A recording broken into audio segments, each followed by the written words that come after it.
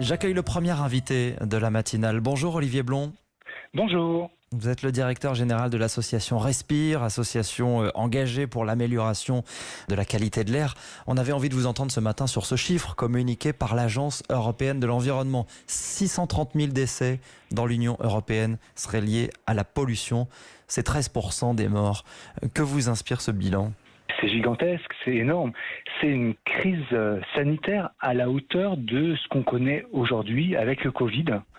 Et ce qui est frappant, c'est qu'on est face à deux poids, deux mesures.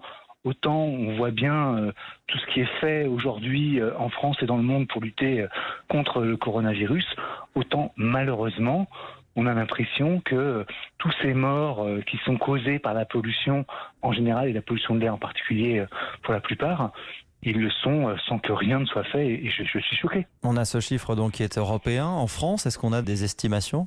Les chiffres sont très bien connus des spécialistes. On est en France chaque année entre 48 000 et 76 000 morts par an. C'est une ville moyenne qui disparaît chaque année à cause de la pollution. On est sûr d'identifier les causes liées à la pollution. Ce sont des gens qui concrètement meurent de quoi ? Ce sont des personnes âgées, des personnes vulnérables ? Alors, ce sont tout particulièrement les personnes vulnérables, mais ce qui est très frappant par rapport à la pollution de l'air, c'est que souvent on pense que ce sont des troubles respiratoires, des crises d'asthme, des problèmes dans le nez ou les poumons, mais en fait, et l'Organisation mondiale de la santé, donc les Nations Unies, des médecins, disent que la pollution est responsable de presque un tiers des AVC dans le monde et presque un tiers des infarctus dans le monde.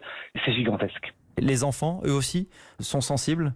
Les enfants sont tout particulièrement vulnérables pour de nombreuses raisons. La première, c'est que leur système respiratoire n'est pas arrivé à maturité. Et la deuxième, c'est qu'ils sont plus petits, ils vont respirer plus bas, plus près des pots d'échappement. Il y a des études américaines qui montrent que les enfants qui grandissent à proximité de grands axes de circulation, donc de pollution automobile, vont avoir plusieurs points de QI en moins que des enfants qui grandissent dans des conditions plus saines. Alors c'est une crise qui est connue, vous dites c'est une crise sanitaire qu'on met au second plan et pourtant on en parle de la pollution, c'est quelque chose qui est connu, ce sont des chiffres qui sont régulièrement publiés. Qu'est-ce qu'il faut faire ? Il faut aller vraiment beaucoup plus loin ? Qu'est-ce qu'on ne fait pas ? Vous avez raison, la situation elle est connue et l'inaction du gouvernement elle est connue aussi puisque la Cour de justice de l'Union européenne a condamné la France pour ne pas justement réagir. Et le Conseil d'État, donc la Cour suprême d'une certaine manière française, a également condamné le gouvernement, toujours pour cette inaction.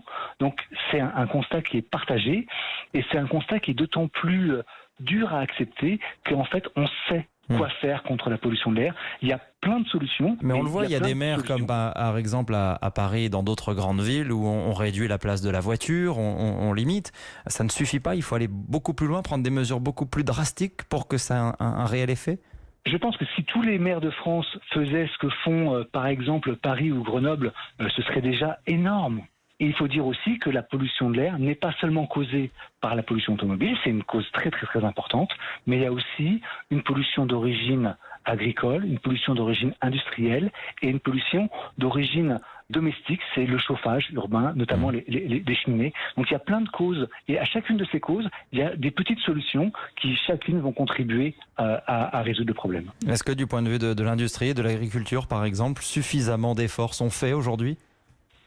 Alors, les normes et les industriels ont fait beaucoup d'efforts. Donc, il y a une nette amélioration sur la pollution industrielle.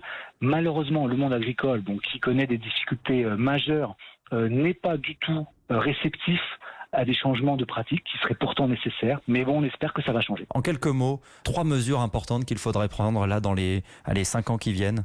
La mesure numéro 1, c'est supprimer le diesel. Et d'ailleurs, nous, on est très fiers à Respire d'avoir contribué à des changements dans ce sens-là. Et hier, Uber, pour ne pas le citer, a accepté, suite à notre campagne, de se lancer dans un grand programme d'électrification des véhicules. Et je pense que c'est quelque chose qui doit être généralisé à l'ensemble des transports automobiles. Ça, c'est le premier point, le plus important. Le deuxième, c'est peut-être aussi d'encourager plus globalement les transports qu'on appelle doux, évidemment le vélo, mais aussi la marche à pied, refaire de la ville un endroit dans lequel on puisse se déplacer tranquillement, agréablement à pied. C'est super important. Et puis, la troisième chose à faire, ce serait réfléchir pour chacun à comment est-ce qu'on chauffe nos maisons, faire des économies en isolant mieux les domiciles, mais aussi améliorer ce qu'on appelle les inserts, donc les cheminées, les transformer pour qu'elles émettent moins de pollution. Une cheminée aujourd'hui, ça peut être autant qu'une voiture diesel en permanence. Merci beaucoup Olivier Blon pour cet éclairage ce matin, directeur de l'association Respire. Bonne journée à vous.